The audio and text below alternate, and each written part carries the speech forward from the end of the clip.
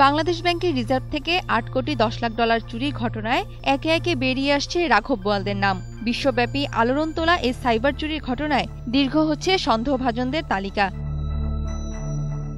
Cyber চুরির এ ঘটনায় প্রথম থেকে ফিলিপাইনের নাম আসলেও পরে তদন্তে চীনের হ্যাকার ও ব্যবসায়ীদের জড়িত থাকার বিষয়টি সামনে আসে।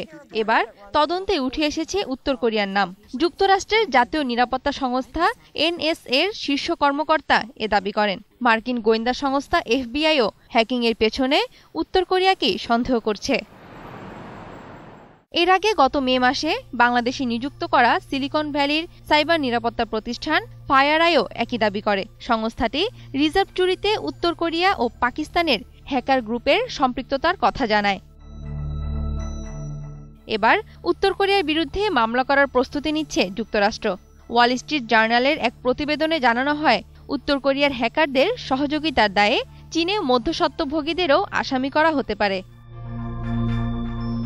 পত্রিকাটি জানায়, মামলা হলে উত্তর কোরিয়ার শুধু নির্দিষ্ট কয়েকজন কর্মকর্তা নন, পুরো দেশটাই জড়িয়ে যাবে। মহিতুন রিয়া, ২১ টেলিভিশন।